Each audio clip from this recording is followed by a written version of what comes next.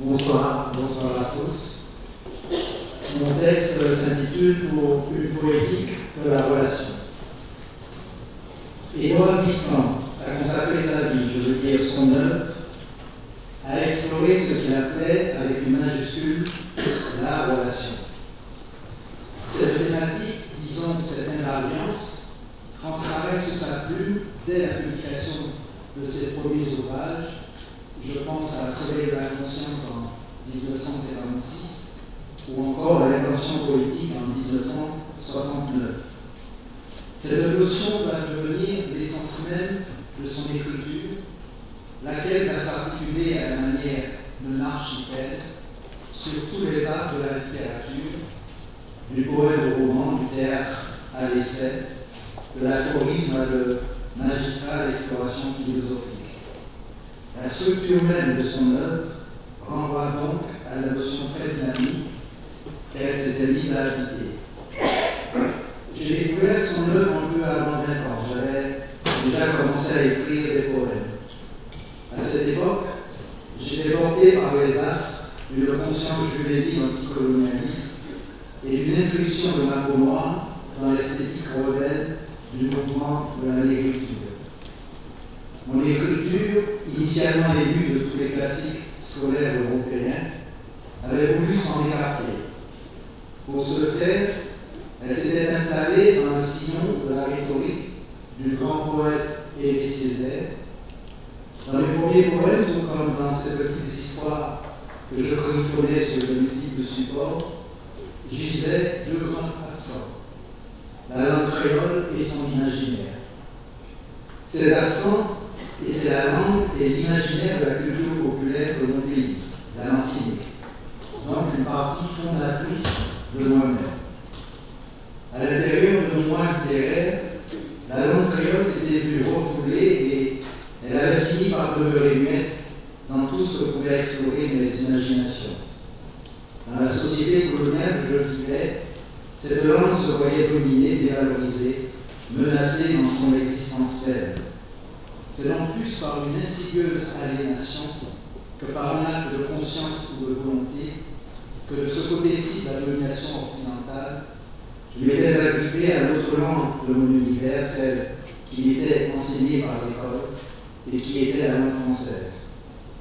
Avant d'être celle de Racine ou de Molière, c'était la langue des découvreurs, des colons, des maîtres esclavagistes, de ceux qui faisaient l'histoire, qui établissaient les modalités de la connaissance, fixaient les normes du vrai et du beau, et racontaient le monde depuis les cimes de leur agressive solitude. Elle resplendissait de l'absolu protéiforme de la conquête et de la domination coloniale. Elle était dominante. Écrire n'est déjà pas facile pour un jeune écrivain. Écrire dans une langue dominante en pays colonial installe le désir littéraire dans une sorte de tragédie. Même dans un contexte de paix et d'harmonie, une langue n'est jamais innocente. Elle transporte un imaginaire, une construction fictionnelle qui nous permet d'agir sur la réalité. Dans le contexte colonial, archaïque, qui était le mien à cette époque, elle devient carrément castratrice, à l'instar de ces prédateurs qui l'avaient érigé en étendard de leur supériorité. L'utilisation naïve que j'en faisais n'écartait pas seulement ma langue matricielle, la langue créole, elle contraignait l'ensemble de ma perception de moi-même et du monde. Ma façon mimétiquement césarienne d'aborder l'écriture de cette langue, sans le talent sublimant de Césaire, me fermait non seulement à moi-même, mais à la complexité du monde qui, autour de moi, se voyait déstructuré, restructuré par les luttes et victoires apparentes de la décolonisation, mais surtout par les progrès foudroyants et encore invisibles de la globalisation capitaliste. Mon écriture était donc, pour ainsi dire, naufragée dans le lit de la langue française. C'est alors que je découvris celle de Glissant. Cela se produisit par cette épiphanie que fut pour moi la lecture de son roman Man Mort, paru en 1973. Ce fut pour ainsi dire un choc, à la fois générique et génésique, qui allait m'ouvrir à l'œuvre de ce grand poète. Je m'installais alors dans ce qui allait devenir mon esthétique. Je veux dire ma clé de divination de moi-même et du monde. Je considère l'idée de relation comme un très vaste concept, ou plus exactement comme un poécepte. J'entends par là concept poétique, lieu de déflagration du rationnel et du sensible. C'est pour moi la base la plus essentielle pour envisager l'imprévisible complexité du monde contemporain. En fréquentant l'œuvre du poète, je connus cette misère en lieu ceux qui entreprennent de le lire. Le jeune anticolonialiste avide de solutions toutes faites, de formulations concrètes et opérationnelles, je restais longtemps dégoûté par cette approche du monde en spirale et sinueuse. D'ouvrage en ouvrage, elle demeurait obscure, complexe, sans aucun de ces traits apportés manichéens et combatifs d'un raffole de conscience militante. Je dus apprendre à ne pas y chercher de quoi rassurer ma pensée, mais au contraire d'y faire l'apprentissage d'un déséquilibre toujours inquiet et vigilant dans l'amplitude d'une conscience dont la confrontation au réel ne se voulait jamais conquérante ou dominatrice. Je connus bien des frustrations désespérées avant d'enfin comprendre ceci. Glissant avait tiré les leçons du crime que fut la rencontre entre les multiplicités du monde et la part la plus tranchante de l'intelligence occidentale. Il avait transformé le crime en expérience esthétique et par la même éthique. Dès lors, on peut comprendre pourquoi l'ambition de Glissant n'a jamais été d'expliciter le terme de relation, et donc d'éliminer ce qui pouvait contenir d'inépuisable, voire d'impensable. Il l'a abordé par ce mode de connaissance artistique, esthétique, ami du détour de l'opacité et de l'indéfinition que constitue une poétique. La poétique est ce que l'on pourrait appeler, à la suite de Glissant, la pensée du poème. Face au monde devenu tout monde, sous la frappe coloniale et les avidités capitalistes, l'approche poétique, la poétique, nous préserve des pensées de système ou des systèmes de pensée. À la définition, elle substitue ce que l'on pourrait appeler une indéfinition. Cela veut dire qu'elle ne dessèche pas son objet sous l'emprise d'une clarification globalisante définitive. En veillant à ne jamais rien simplifier, elle le sollicite sans fin dans des saisies tremblantes et des approches qui consentent à d'irréductibles opacités. Elle manie aussi bien les causées profondes que les disséminations dans toutes les formes de l'art. La poétique reste donc attentive à l'insaisissable profondeur du présent et aux imprévisibles étendues des devenirs. C'est donc avec une intention poétique que Glissant s'est attaché à considérer dans les tourbillons du monde colonial et post-colonial cette force agissante, structurante et décisive qu'est la relation. Essayons d'explorer ce que cela veut dire. Dès le choc des conquêtes occidentales, de la traite des nègres à travers l'Atlantique, des barbaries colonisatrices et des espérances réelles de la décolonisation, cette force s'est mise à précipiter les uns contre les autres tous les horizons, toutes les partitions, tous les cadres coutumiers, toutes les raideurs du monde, et à jeter dans des effervescences longtemps indéchiffrables les perceptions que nous pouvions avoir de nous-mêmes dans ce monde, de ce monde en nous-mêmes. Et cela, tant à l'échelle individuelle qu'à celle du collectif. Considérons donc ce que le poète a vu dès les années 50, alors qu'il se débattait dans les actions de résistance à l'ordre colonial. Quand un ordre s'installe, surtout par les modalités archaïques de la force, cela se fait au détriment du réel dont la complexité reste toujours hors d'atteinte. L'ordre dominant affirme toujours une vérité simplificatrice du réel et du monde, c'est-à-dire une neutralisation des forces de l'univers du mystère et de l'impensable.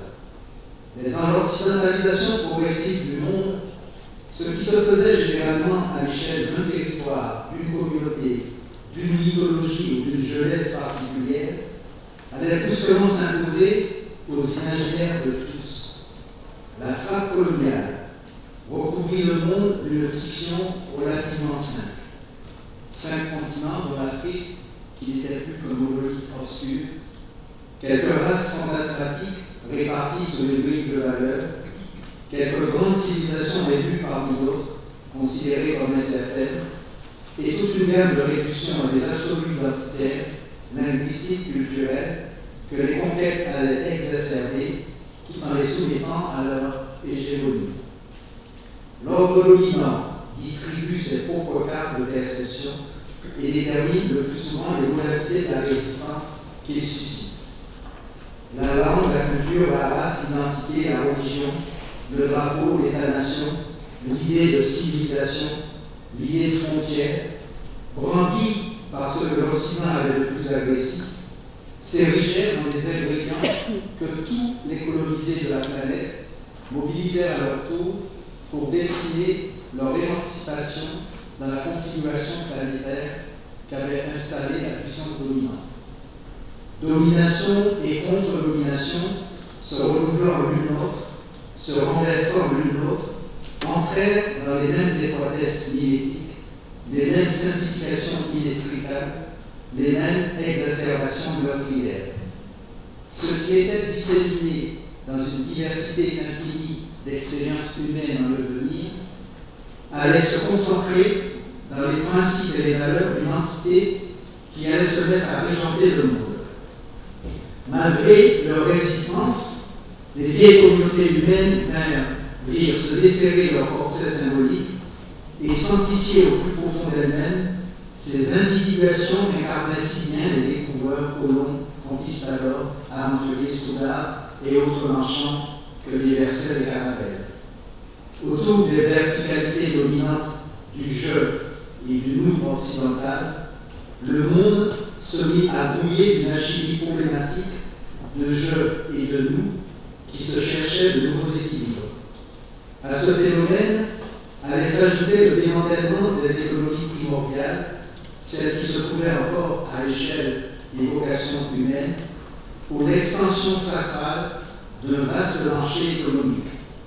Dans ce nouveau temple, dans cette nouvelle religion, la belle et si précieuse philosophie libérale allait se transformer dans un système mercantile où dominerait la férocité du profit maximal sur les aveuglements d'une croissance continue et d'une hyperconsommation. Assurés par le tonitruante proclamation d'indépendance, les ex-peuples colonisés s'installeront sans précaution dans un imaginaire soumis aux seules valeurs économiques libérales. Le vaste marché mondial qui se mettait en place pouvait parfaitement s'accommoder de ces États-nations qui se superposèrent aux anciennes colonies. Le modèle de référence de ces dernières sera l'absolu du développement occidental, enchâssé d'une sorte irrémédiable dans l'absolu économique. L'absolu occidental, projeté par la part la plus vigoureuse de l'Occident, célèbre un rapport exclusif à un lieu, à une langue, à des valeurs, à des principes, organisant un territoire qui excluait les autres. Les rebelles qui allaient un peu partout s'opposer à lui, se refondaient en face de lui, mobiliseront les mêmes principes. Mon Dieu contre ton Dieu, ma langue contre ta langue, ma race contre la tienne, ma frontière qui m'isole de toi, ma souveraineté qui affirme la solitude de principe au monde et les capacités de domination et de conquête. Tous ces absolus imposaient leurs entraves aux hommes, aux femmes et aux enfants, mais laissaient une totale fluidité aux capitaux, fermentation financière, investissement et marchandises. Le jeune poète qui était glissant à cette époque vit le monde post-colonial s'organiser comme cela, dans cette apparence-là, mettant en œuvre une ultime globalisation qui prendra le nom de mondialisation. il était difficile dans les années 50 et dans celles qui leur succéderont de revendiquer autre chose que ces absolus identitaires, culturels et civilisationnels qui organiseraient leur antagonisme sous les arches proclamées pacifiantes d'un marché économique global. Cette globalisation économique sous les auspices de l'intention occidentale fera surgir des résistances et des contre-résistances. Toute une effervescence rebelle qui, pour rejeter le projet occidental et ses nouvelles dominations, allait le plus souvent rejeter l'appartenance au monde elle-même. Les anticolonialistes, anticapitalistes, anti-occidentaux aspirèrent dans un premier temps à se fermer au monde en son ensemble, à se reconstituer dans des antériorités et efficités fantasmatiques, chacun se constitua une image référentielle paradisiaque et nostalgique de l'avant-colonisation, laquelle constitua le sceau très simplifié, idéalisé et toujours fictionnel d'une authenticité primordiale qu'il fallait retrouver. Seulement, le jeune poète, malgré sa pratique de militant rebelle, n'allait pas s'enfermer dans les ivresses de cette résistance. Dans le chaos de la colonisation et de sa force antagoniste et solidaire à la décolonisation, il vit se profiler un autre monde, celui d'un fait relationnel majeur. Il vit des expériences humaines innombrables, désormais mises sous relation, à la part la plus virulente de l'une d'entre elles. Il vit un bouillonnement de circulation individuelle, libéré soudain des vieilles emprises communautaires et qui se découvraient mutuellement, se mélangeaient de gré ou de force, se transformaient dans des flux chaotiques, des chocs et contre-chocs, des fusions et des contre-fusions. Il vit combien ce fait de mise sous relation de la diversité du monde par l'Occident triomphant, accéléré et amplifié par les sciences numériques et les innovations techniques, allait précipiter les individus, les peuples, les cultures, les civilisations, toutes les formes anciennes du vivre ensemble humain, dans une effervescence inarrêtable, inexplicable de fluidité relationnelle. Il n'a jamais existé de culture ou de civilisation qui ne soit née de rencontre, de contact ou de choc. Mais ce qui allait se produire dans les Caraïbes et dans les Amériques, dans l'ensemble du monde, ce sera un fait relationnel inédit.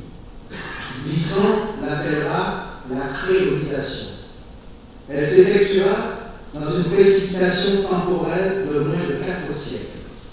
Comme dans la plupart des événements cosmiques, elle sera une rencontre brutale, massive, accélérée, dans laquelle presque toutes les expériences humaines allaient connaître des éclatements, des circulations intenses et sans fin, qu'elles tenteront vainement de compenser par en plus de nationalisme, d'intégrisme ou de fixité identitaire.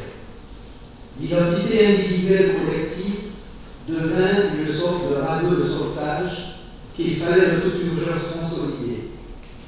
Ce fait de mise sous relation et la créolisation s'effectuera dans différents niveaux de conscience, de refus et d'acceptation du monde, de refus et d'acceptation de sa présence incontournable, désormais irréductible, dans chaque détail de la planète, dans l'imaginaire de chaque individu, de refus et d'acceptation de sa réalité, comme désormais la seule échelle déterminante pour tous. Cette émulsion d'individuation mobile, d'expériences individuelles et collectives se mélangeant sur une trame agissante de refus et d'acceptation, Glissant l'appellera la mondialité. Il était plus nécessaire de rejeter toute existence au monde pour refuser les prédations d'une manière visant de la mondialisation économique occidentale. On pouvait désormais se mettre pleinement à exister en se considérant avant tout dans la mondialité. La mondialité peut s'indéfinir comme étant toutes les réalités, toutes les fermentations du monde qui n'ont pas été prévues ni soupçonnées par le projet colonialo-économique occidental. La mondialité peut se percevoir comme étant la perception agissante que nous avons du monde, comme le seul espace où pourraient se réaliser et s'accomplir nos trajectoires individuelles, comme le projet déterminant offert à chacun pour l'élaboration de son architecture singulière de principes et de valeurs. La vieille morale communautaire, qui jusqu'alors s'imposait aux individus avec ses absolus du bien et du mal, dans une sorte de prêt-à-porter existentiel, laissait place à un rapport au monde plus personnel, plus sensible, plus ouvert au vent de la grande scène planétaire, et donc plus composite, plus incertain, bien plus imprévisible, et qui obligeait chacun à engendrer pour lui-même les principes d'une saine existence en devenir au monde. La mondialité oblige à une éthique de la rencontre et du partage. Par l'éthique d'un vivre au monde dans la rencontre et le partage, l'individu construit sa personne. C'est par l'éthique de la rencontre et du partage que le solitaire initial se réalise comme solidaire de ceux dont l'imaginaire offre des structures analogues en face du chaos génétique de la mondialité. C'est en tant que personne, c'est-à-dire en entité de rencontre et de partage, qu'il fonde, dans la matière révolutionnée du monde, les alliances et les concerts, les réseaux et les liens qui s'ajouteront ou qui remplaceront sans aucune fixité les vieilles communautés. Les vieilles communautés privilégiaient la convergence humaine, aspirant à l'unité, à la synthèse, à la concentration pérenne, coordonnée et totem et établie. Les alliances de personnes en rencontre et partage exaltent en revanche l'énergie claire des différences. Différence vécue comme énergie du monde, différence instituée comme énergie de toute rencontre qui s'accomplit, différence sans être célébrée et renouvelée par les projets, par les échanges, les accidents, les surgissements. En mondialité, une nouvelle région du monde se superpose aux partitions excluantes des vieilles communautés culturelles ou civilisationnelles. Celles que décident dans leurs rencontres et leurs alliances comme une géographie cordiale, les structures émotionnelles de tous les imaginaires individuels. Pour décrire ce fait relationnel antagoniste et solidaire de la mondialisation et de la mondialité, Glissant inventera un terme qu'il laissera lui aussi dans une relative indéfinition. Ce sera le tout-monde. Cet inextricable de la mondialisation et de la mondialité constitue pour nous tous un vécu du monde. Ce vécu s'effectue au niveau des peuples et des civilisations, au niveau de leur interrétroation accélérée et incessante, mais surtout au niveau de ceux qui les portent en eux à des degrés et des intensités variables strictement liés à leur seule expérience au monde, à leur seul cheminement vers l'avènement de leur personne. Le tout-monde est la désignation de faits relationnels où les je et les nous se construisent mutuellement sur les bases de l'imaginaire qui n'est plus l'imaginaire de la fixité du même ou de la racine unique, qui de fait n'a jamais existé, mais un imaginaire des flux relationnels en devenir bien plus proche des inaccessibles du réel et des modalités fondamentales du vivant. Le tout-monde est donc à la fois le constat de l'état du monde, la vision de devenir aussi, mais c'est surtout une référence d'accomplissement majeur qui, comme une force de gravitation, affecte et conditionne les évolutions et les événements de nos imaginaires.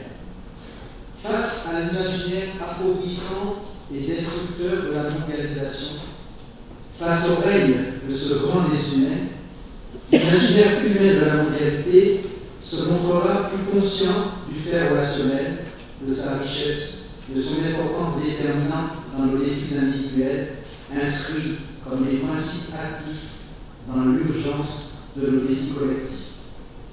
C'est le fait relationnel qui nous force à considérer la complexité de l'ensemble du vivant, à comprendre que l'humanisme ne saurait se concevoir en rupture avec l'ensemble du vivant sans se mettre en péril.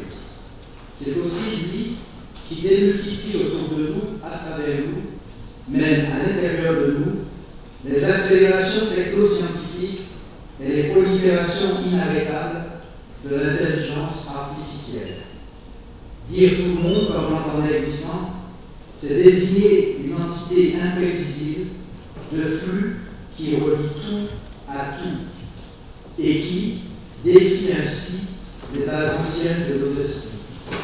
Un cas au monde qu'il nous faut considérer non comme un immense et infructueux désordre, mais comme une force génésique générique que nous pouvons penser dans des catégories neuves et dans laquelle, par laquelle, nous devons susciter un autre imaginaire de nous-mêmes et du monde.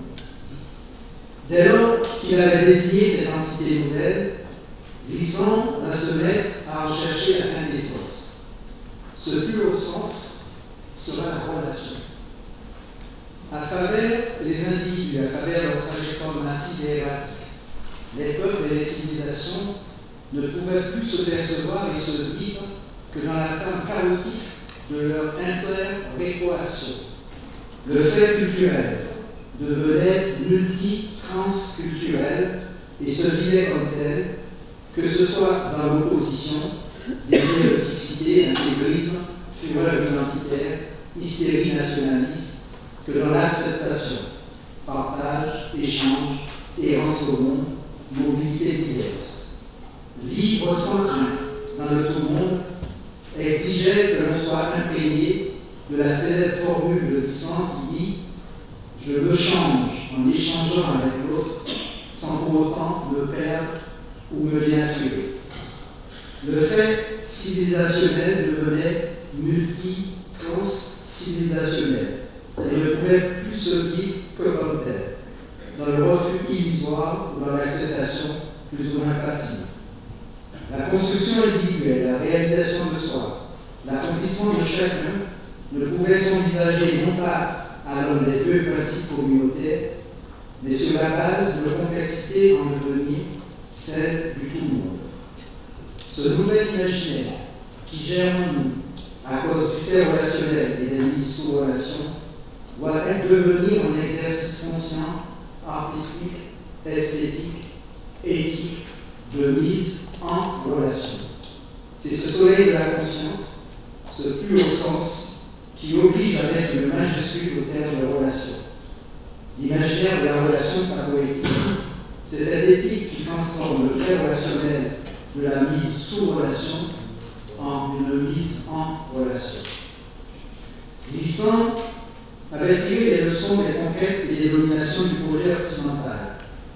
Du crime, il avait amené une expérience de sorte de dépassement esthétique donc éthique. Sa démarche, qui désertait les oppositions manichéennes et l'existence primaire, me permettrait de définir deux attitudes déterminantes que j'allais explorer dans mon roman biblique des derniers gestes. Ce roman met en scène un rebelle anticolonialiste dénommé Balthazar Bourdieu. Il constituait à lui tout seul un concentré de tous les rebelles qui s'étaient vaillamment opposés au projet occidental et qui avaient tenté d'assainir le monde. C'est en rebelle que M. Balthazar Bourdieu avait participé à toutes les luttes anticolonialistes. À la fin de sa vie, si les indépendances avaient effectivement eu lieu, que la décolonisation était censée s'être produite, M. Balthazar Bourdieu n'avait pu que constater qu'elle était demeurée au stade d'une émancipation essentiellement formelle, que la domination du projet occidental demeurait intacte dans les fondements même de nos imaginaires et qu'elle maintenait son emprise sur la totalité du monde.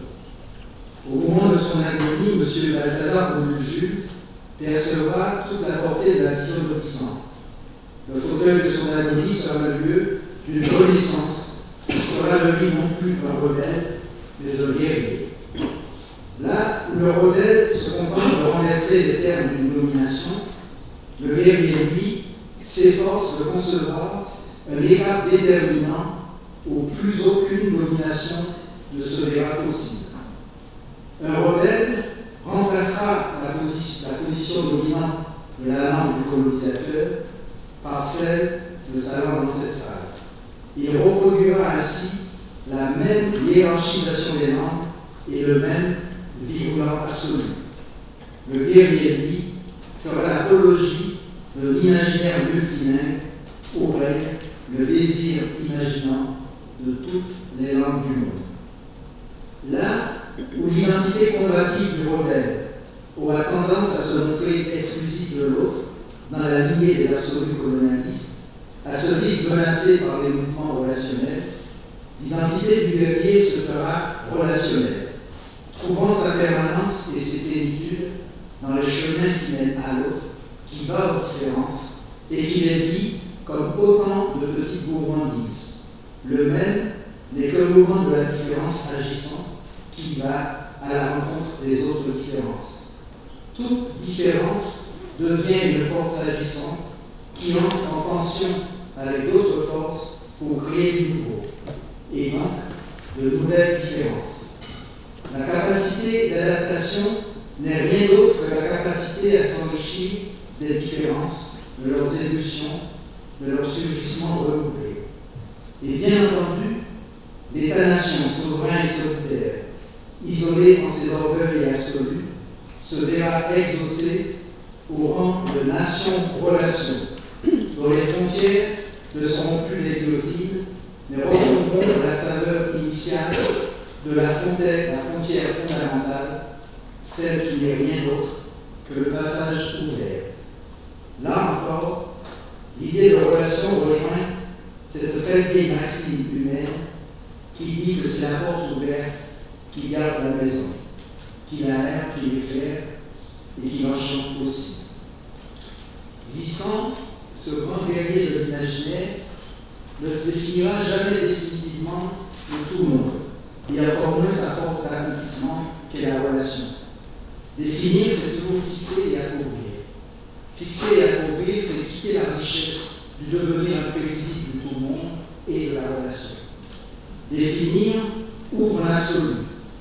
En revanche, deviner, s'opposer, effleurer, explorer par petites touches, éclairer de toutes les manières possibles, constitue dans leur ensemble une indéfinition précieuse et jette les bases d'une poétique.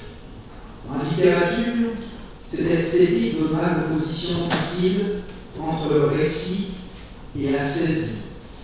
Le vivre au monde conquérant et dominateur, selon les principes actuels du néolibéralisme, donne le récit, c'est-à-dire une tentative de clarifier l'opacité du monde et d'organiser d'une manière appauvrissante le chaos génésique.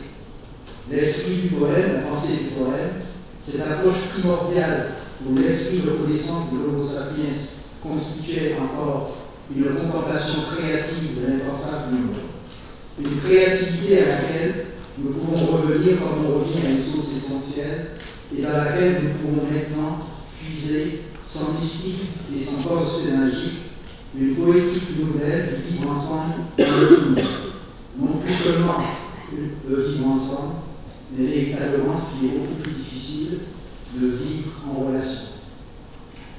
La relation met en contact dynamique, interactif, le tout à tout. Un détail glissant n'est pas un fragment, il interpelle la totalité. La totalité elle-même ne saurait être un monolithe, mais le flamboiement de tous les détails possibles, avec ce que cela suppose d'impossible à concevoir ou à penser. Favoriser en nous l'émergence de l'imaginaire de la relation est une triple démarche. C'est d'abord la perception de phénomènes, à l'échelle la plus large comme à la plus intime. C'est ensuite la divination permanente de l'influide et le possible en devenir dans la matière du monde. C'est enfin le souci au quotidien d'assumer ce que cela implique en termes de renoncement ou d'engagement personnel, au niveau qui considère le tout comme à ceux qui s'éloignent du détail dans ses urgences et dans ses essentiels. En relation, chacun de nous doit faire son expérience du monde, son expérience au monde. Là sera la voie de son accomplissement. Il ne s'agit pas de définir, mais de vivre un devenir, se vivre en devenir et d'éprouver de la manière la plus intense toute l'intellectualité. Vivre et se construire dans ce vaste flux demande une ouverture inouïe de l'imaginaire. La relation est donc une compétence de l'esprit humain qui peut se promouvoir en soi et en dehors de soi. Au-dessus du simple fait relationnel, en deçà de la seule mise sous relation. La mise en relation s'élève en relation quand le souci de soi veille de manière consciente et agissante à la plénitude de l'autre. La relation devient donc une éthique suprême dans laquelle et par laquelle les valeurs les plus nobles se trouvent immédiatement mobilisées et maintenues actives. Ainsi, contrairement aux valeurs qui, dans une utilisation mécanique, peuvent se révéler meurtrières et opérer la négation de leur propre fondement, la relation n'existe que dans le plein accomplissement et de soi et de l'autre. La relation est donc toujours une création, au sens où toute création est un bouleversement de soi et un bouleversement des données du monde. Toute création est donc une liberté. Mais s'il est prudent de ne pas s'aventurer dans les définitions, on peut tenter d'approcher ce que cet imaginaire de la relation et le fait relationnel qui s'impose au monde peuvent modifier dans notre perception coutumière des choses. D'abord, cette organisation du monde en est la nation souveraine. Ces derniers, arborés de manière agressive sur le terreau de leurs absolus antagonistes, ne pourront se hisser à la plus haute plénitude dans le tout monde qu'en devenant les états de relation. Leur unité ne sera que le reflet de leur diversité interne, tout en devenir imprévisible et incertain. Leurs frontières deviendront une manière d'apprécier les saveurs démultipliées de la totalité relationnelle du monde. Leur territoire, jusqu'alors exclusif de l'autre, deviendront des lieux, sachant que le lieu est une entité multitransculturelle, en devenir lui aussi imprévisible dans la matière du tout monde. Chaque lieu étant relié aux autres lieux dans une sorte d'effusion incontrôlable. L'identité, qui n'a jamais été fixe et qui de toute manière est de nature problématique, qu'elle soit collective ou personnelle, retrouvera sa belle vivacité qui est d'être un devenir relationnel. L'identité ne peut plus être que l'énergie de mon devenir et donc ma liberté. Je suis, nous sommes, et je m'accomplis dans ce que je suis, dans ce que nous sommes, que dans ma relation à l'autre, dans notre relation à l'autre. Et c'est là que s'opère une problématisation de ce que l'on peut appeler l'autre. C'est la relation qui transforme les diasporas en métasporas. Ce dernier terme désigne une situation qui n'est plus celle d'un exil, de cette douleur indépassable que provoque un arrachement à une terre natale. La métaspora désigne des individus qui bourgeonnent dans une terre d'accueil qui devient leur seconde terre natale. Ils vivent alors dans une géographie cordiale qui englobe la terre source à la terre de ressources, voire de renaissance. Si dans l'imaginaire ancien, l'autre était seulement l'étranger, dans l'imaginaire de la relation, cette notion prend une extension considérable. L'autre, c'est d'abord notre propre multiplicité intérieure, ce chaos moi qui se tient dessous le jeu culturel et social. Comme dans toutes les parcelles du vivant, chaque individu est un être complexe, multiple, en devenir toujours imprévisible, doté d'une complexité psychique difficile à vivre et que les communautés avaient su contrôler dans le corset de leur code et rituel. Dans la relation, le chaos noir échappe à cette emprise. Survient donc une nécessaire mise en relation à soi-même, à sa multiplicité interne, à la puissance de ses potentialités imprévisibles. C'est sur cette base intérieure créative qu'il effectuera son expérience au monde et donc, plus largement, son éthique intime et personnelle.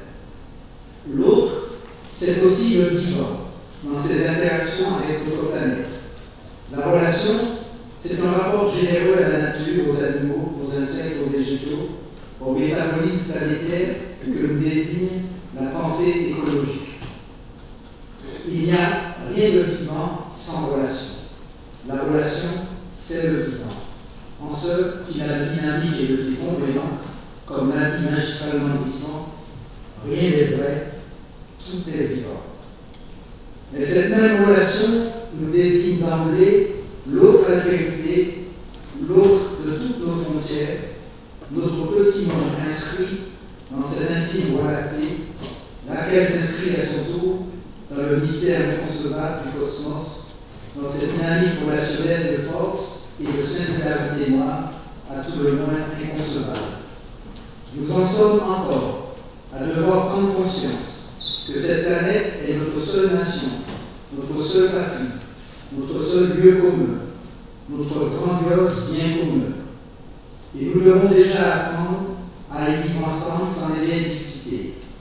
Mais le plus urgent est aussi de devoir prendre conscience et de mettre la vieille map du monde dans une situation mentale qui ne la sépare plus de notre galaxie et des immensités inépuisables de l'univers visible. L'autre, c'est enfin l'en dehors de notre esprit, l'au-delà des capacités de notre pensée, la présence immanente et impalpable de l'impensable. C'est avec l'impensable, grâce à lui, contre lui, que Sapiens a déployé toutes les ressources de ses ingénieurs. Cette source de notre créativité est encore là, impalpable, encore disponible pour les stimulations de nos puissances d'agir. La source est encore une ressource. Cette relation à l'autre, à tout l'autre, est donc fondamentalement une relation à l'impensable de ce que nous sommes individuellement et collectivement, de ce qu'est le monde et de ce que cet infini monde peut représenter dans l'inouï cosmos. La relation demande un nouvel épique, non pas cette épique archaïque qui contait les espoirs de la communauté et qui, dans un film narratif autour de quelques héros, tissait les liens internes et externes de la communauté. L'épique de la relation est un épique sans récit, où s'effectuent des saisies existentielles, des états du monde, les flamboiements de beauté, des expériences de ces individus qui s'érigent en personne sur la grande scène planétaire et qui, par leur accomplissement, exaltent les nouveaux liens de notre vie en relation. Le nouvel épique offre une sorte horizontale ces expériences à l'expérience et l'espérance de tous. Se défendre des imaginaires des vieilles communautés, tisser ensemble tous ces liens qui libèrent, choisir sa terre natale, choisir sa langue, choisir ses dieux, nommer son Dieu, en inventer autant qu'on veut s'il n'aime pas être adoré, avec et dans l'indifférence, construire son lieu dans l'archipel des lieux toujours en devenir, se battre pour ces frontières fondamentales que sont les porches et les passages ouverts, ce qui ne trace qu'une ligne offerte à la saveur des différences. Ouvrir ses propres chemins dans la matière inextricable du tout monde. Aimer cette belle errance qui oriente et qui nous aide à percevoir combien la beauté du monde est dans la relation.